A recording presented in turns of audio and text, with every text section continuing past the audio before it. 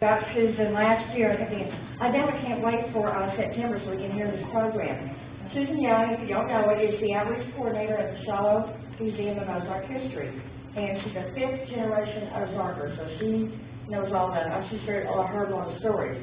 One thing that's near and dear to my heart and my family is she's the author of So Big This Little Town, the Founding of Tawny Town, and then the editor of Memories I Can't Let Go of. If y'all haven't gotten either one of those books, you would really enjoy them. She's been a Master Gardener since 2007. So Susan, I'm so happy to have you. Thank you.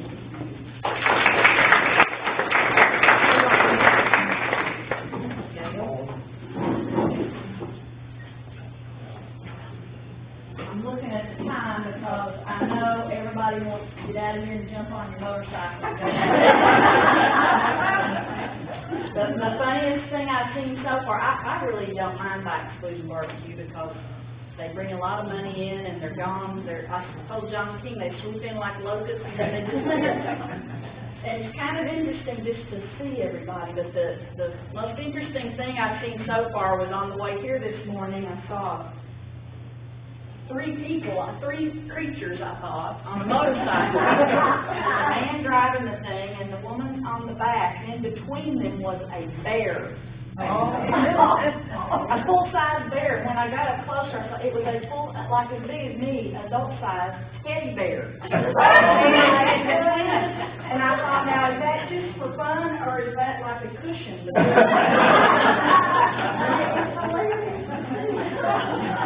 I will try to be mindful of that.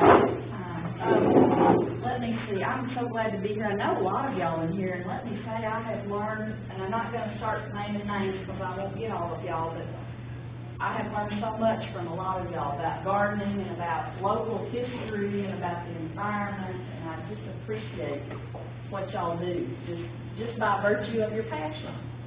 I just appreciate that.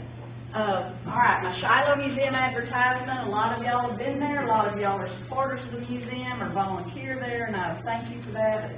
If you haven't been, we're a regional history museum. We're located just a stone's throw, well, a little more than stone's throw. We're in downtown Springdale. We're open Monday through Saturday from 10 to 5, and admission is free.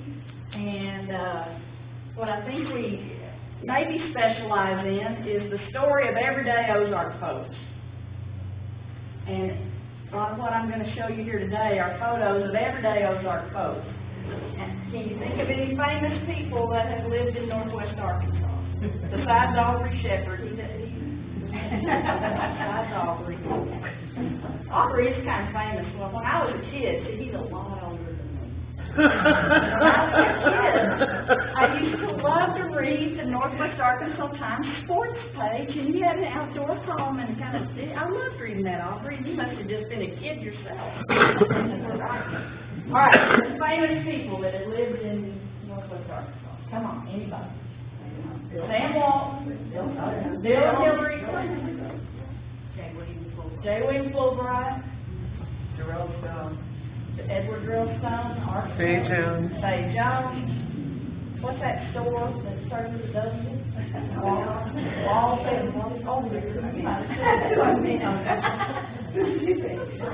Yeah, I she did. She said Sam, so they're on the first name basis. So there have been lots of famous people, big name, world-renowned people that's called Northwest Arkansas. They make it to the history books, and they make it to the front page of the newspaper, and their story is preserved. And what about those everyday folks?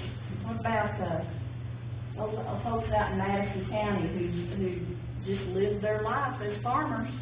That's what most of us just lived our lives in a small town, or going to work every day, sending the kids to school. Those are the stories that we really want to honor and preserve. So today, what I want to talk about, and I told John King I didn't have a lot to say in this program. I may be fooling you now, but I just want to show you some pictures from our museum collection of landscaping. And we have the largest photograph collection in the state as far as photos that are held by a museum or an archive. And they're a great resource. And every time, it's like I can look at them different every time depending on the subject. And in this case, I just went grabbing some photos with the thought of what struck me about this photo that has to do with landscaping. I can't tell you a lot of the history behind it, or maybe I won't even be able to tell you a lot about the landscaping, but I bet y'all I would look for your input in it. And it's mostly rural settings because historically that's what we mostly have been. I have shied away, and I don't know if on purpose or if I just didn't get that far in looking at the photos, but there's not a lot of city-dwelling, high-style homes in this program. And the name of the program is that. Do you all see that pretty well? An adjustment to circumstances. Vernacular is a fancy word for what's common in the place you're talking about. So, and there's a woman named Jean Sizemore who has studied, let me get that title off of there. There. You can see that photo. A woman named Jean Sizemore who wrote a book about everyday houses, cabins, and architecture in the Ozarks. And she talked about how there are two different kinds of landscape from an architectural standpoint. She said there's the kind of established towns that are plotted out, and you have lots that you sell, and there are, bankers and lawyers and well-to-do folks that live in these towns, and their yards are very delineated, and their houses are built just so, they don't have a lot of outbuildings. And then you go out in the country, and you find that people have to adjust to their circumstances. Like, this mill was built where it is because there's a water source nearby. This little log cabin that's hard to see has a nice corn, it's a flat place right there so they can have a little crop of corn. And I don't know if you can see back in here, but that's being forced, the trees are being cut down. So there's a economic source in the tree. So in the rural Ozarks, in our landscape, we adjust to whatever our circumstances happen to be with the land that we have. And here's what I want you to remember. This is what we have to adjust to. It's like a flower garden. I talk to a lot of folks in Bella Vista, do a lot of programs up in Bella Vista, and I hear this over and over and over again, people that retire here and they just cannot get over the rocks.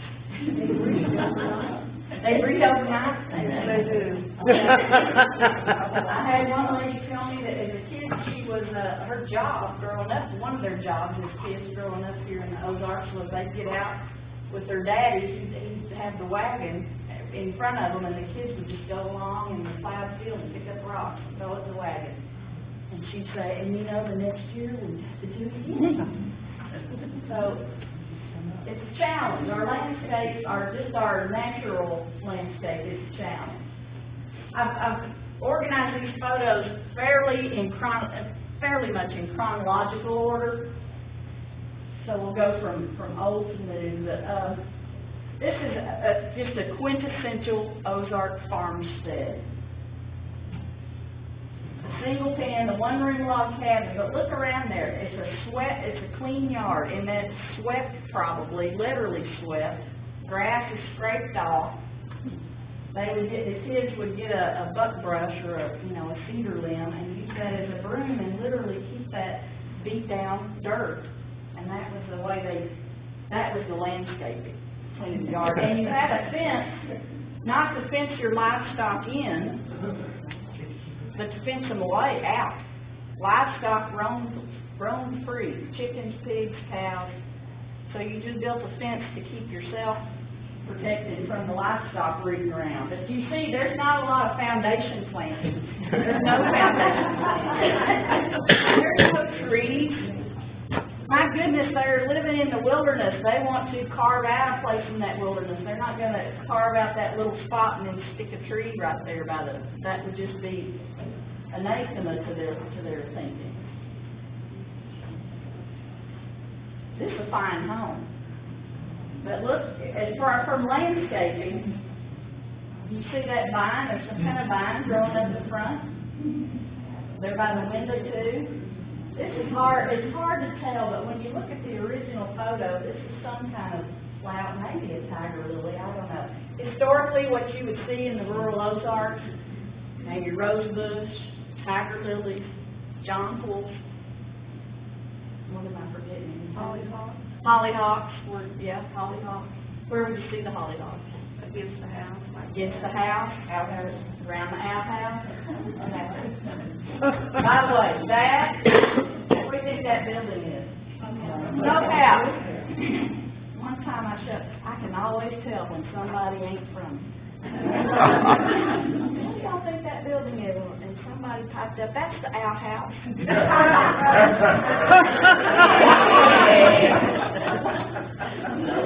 Probably the smokehouse or an outdoor kitchen. So in this case, they have some eye for landscaping. You got to think too, how much time did they have to spend on landscaping from just the point of view of having something pretty? They spent a lot of time working in the soil. They spent a lot of time gardening so they would have food to eat. And that's not to say they didn't have any time for this, but you see, their leisure time was different than what we think of today. Yeah. Just to the right of the door, to the right of the vine, there's something right. Yeah, I don't know what that is. Oh. Do y'all have any idea? It appears to be just a wooden pedestal. They set a plant on. I don't know. Tiger or the horse is over there on the left. Oh, okay. So I have no idea what that is. And again, please, if you see things in these photos, type up because I guarantee you you'll point out something that I've never seen before. Well, compared to this picture of the one before that, the one before had a lot of kids. This looks like grandma and grandpa, so they have more time to garden. That's right. That's right. So this is before do you think this is before we send the kids off to stay with grandma and grandpa? And also, the measure of affluence, they've got a brick family.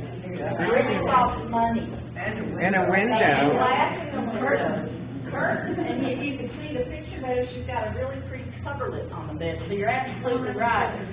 This is an older established family. Susan, Yeah. did very many have root cellars? It looks like a cellar. You think that maybe, a cellar? You know, historically, I don't read so much or even have more recent older folks tell me about root cellars as they tell me about just burying. They would bury their crop. They would bury, dig a hole, line it with straw, and then just bury their potatoes and their crops that would over with apples, put them with hay, and just have them where you could just grab in there and get maybe something under the house. But as far as a big root cellar, not so much. Although my grandma's house, which was built right after the Civil War, had a really nice cellar. Yeah, I just had a root cellar. Yeah. Away from the house. Separate? Separate. And I would have said it was built probably 1900. Okay. Whereabouts? Harrison. So yeah, I'm more going just on my personal experience than yeah. That's those separate kind of cellars. So how did it was something you could walk down into? Oh yeah, and they built steps. Well, yeah, because my grandmother was afraid of storms. So yeah, if there was a storm, you went to the root cellar. So and she kind of steps down, and then I don't remember now what it was, but she put boards for seats around, and then there was shelving. And I always know that you didn't like to put your feet on the ground, you like to scrunch up on the seat so that your feet weren't. Were you ever scared to go down in there? I was always scared to go in my grandma's cellar. I was always afraid something was in there. Well, there were cellars. My grandmother had a root cellar in Hazel Valley, and she had to Dennis. We gotta talk. But my dad had said she had to go copperhead. There'd be a copperhead over my root cellar, so it was a scary thing to go down. And just last week, I went with our collections manager. We had a call from a family in Fayetteville who have an old farmhouse. The that's been in the family for many years, and it's just turned into a rent house, but they're gonna dispose of the property. So they said, y'all wanna come out and look in the barn and see if there's anything you want? We went out there and, they pointed to the cellar and said, do you wanna go in the cellar? Oh, yeah. And they said, well, it's full of water right now.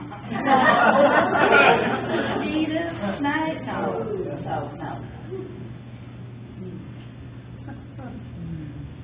Interesting picture. Look at, now this is a thought out thing. Look at that line of trees. They thought about leaving that tree line, and you see cedar tree, I can tell what that is. But not much else. There's some chickens roaming around back there. Is that a two-story house? No, it's a really tall little one-room cabin, but it's probably got a loft in it. It's a pretty steep pitch of a roof. Is the roof curved or not? It looks like it has kind of a slope to it, doesn't it? I think it's called rotten. Rotten? No, it's a chimney. The chimney is a Looks like it might be a brick chimney.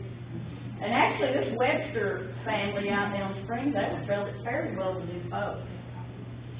Do you think those trees are fruit trees that they plant? It could be. That's what, a lot of times, and you'll see this when you do see a tree close to the house, it looks like a fruit tree.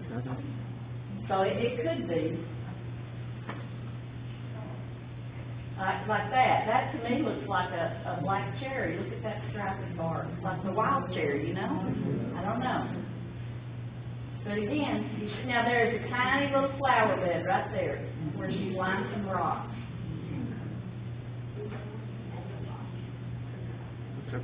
What do y'all think about that tree? I think it's some kind of like a black. Look at the little, you know, and you can eat those little those little wild cherries. It's a lot of effort for not much, but there's a lot going on here. So here is a tree. I can't tell what it is, but it's really close to the house. There's some kind of planting right here and right here. And then look at this, looks like maybe a rose bush, but look at that. Is that what it's growing up, that wooden trellis? I don't know what that is. It disappears out of the picture before I see the top of it. But it's a pretty substantial pole. He keeps his ladder by the chimney because, you know, that you got a chimney with a fire in it, with a wooden house.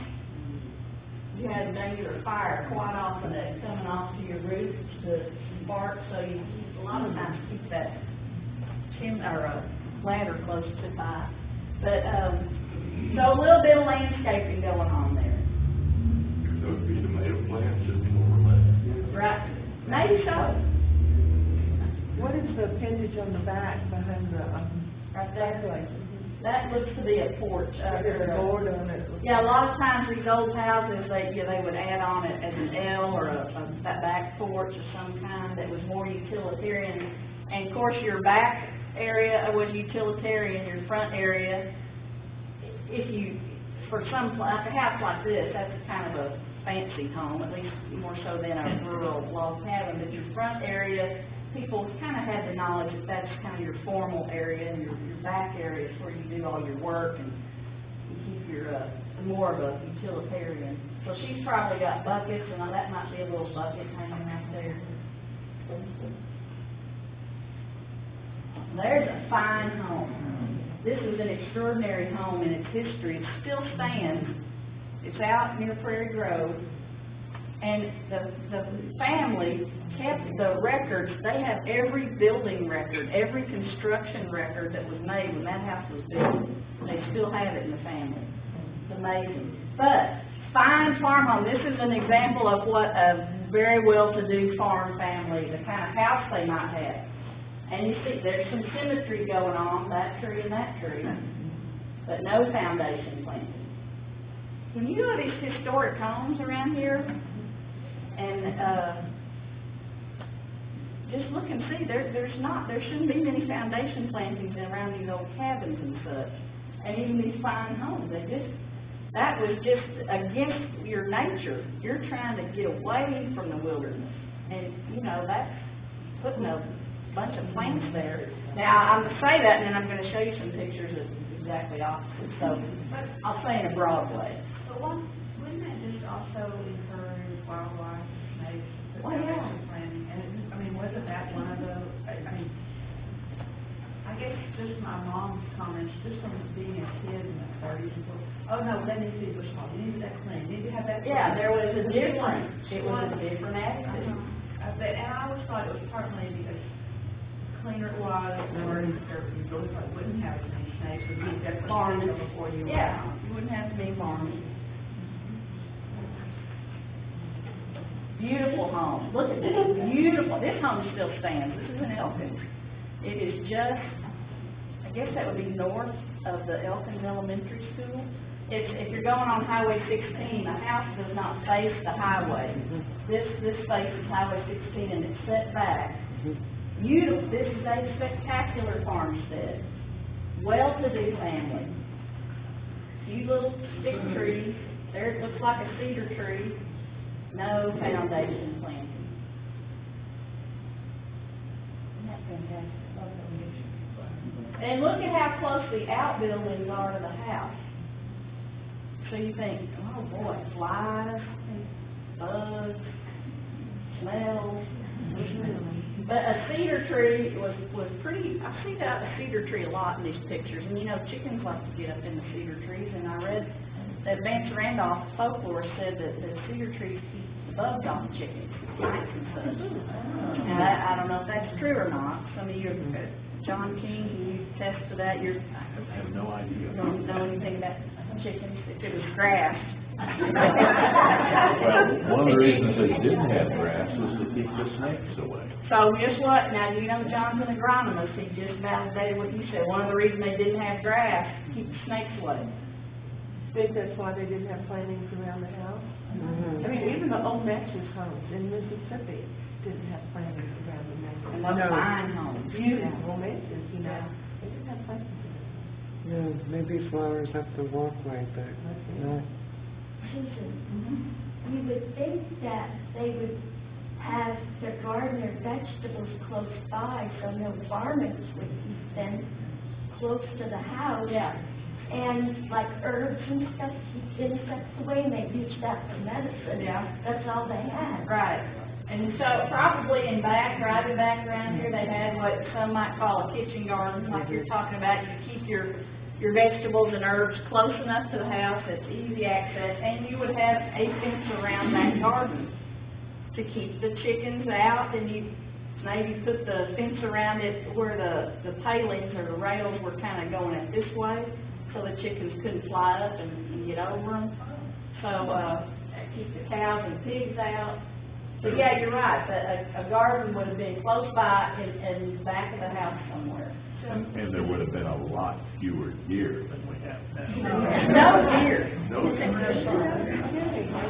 In the pioneer era, there were deer. They all got hunted out. You came in with the timber industry in the late 18, early 1900s, and the Ozarks were clear cut. Deer had no habitat.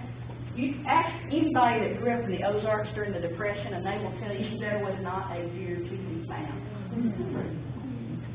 Now we got them in our backyard in town. Like birds. Yeah. Look at the fence in itself, it's very unusual in Arkansas, compared to Arkansas construction. That's right, that's a fancy fence, and look how they go here to the little, those are, machine made, or rails. So what do you think are two small animals behind the fence, or am I just seeing? No, you got good eyes. That's a turkey. See that turkey right there? And there's a dog. And what are the ones? These are, were you talking about these two old ladies?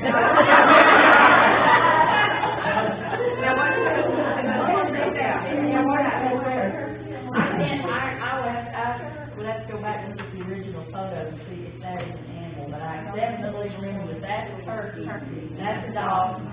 And it's fascinating to me that you notice the placement of, obviously this is a professionally made photo. They know they're getting the traveling photographers come and offer to take the picture. And the placement, why do they stand They for weren't that? paying for the picture, which that man. And look at what they brought into the picture, what are they proud of? Well, this little child, that wagon, she's got a little teddy bear, look at her doll in the rocking chair. So I don't know if somebody said, well, maybe those are like servants or something. I don't know, I think they're probably some kind of Distant relatives.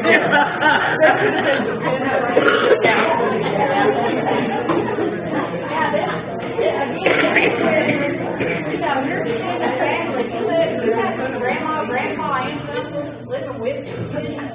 You didn't ship your old timers off to the nursing home. Put them on the front porch.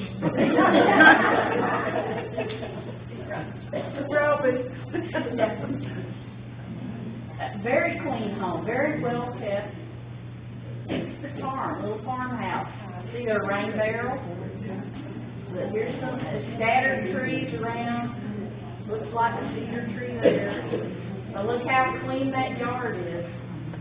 And look at, now see how the house is built up on a rock pillar? Keep that wooden floor off the ground so it won't rot.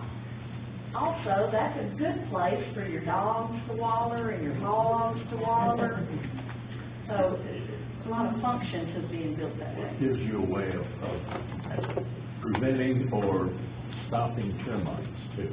Termite damage, boy, that reminds me, I had my terminate inspection, and I just go round and round with those people. I don't need to be editorializing about terminex, but man, that's a racket. So if I took my house above on rocks, maybe I could avoid even saying that. Then you have to crawl around and break up the tunnels.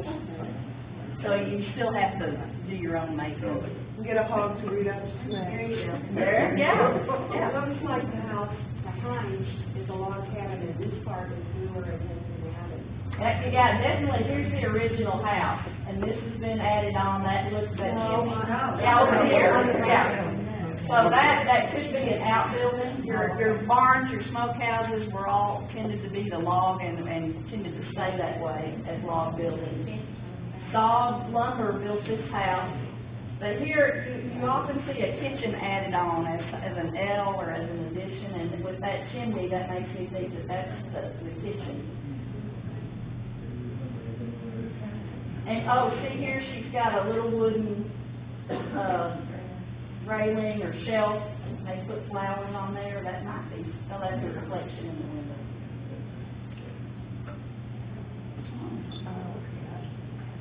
Yeah, I don't know what that is, see that plant growing up there? That kind of looks like a tomato. It might be tomatoes, but I don't know. Couldn't tomatoes first grow from the vegetable? You know, one of my coworkers and I had this ongoing discussion, and maybe y'all can put it to rest one way or the other. There's this story, I thought that tomatoes at one time were considered poison. But my coworker says that is folklore, that is not true, no. So,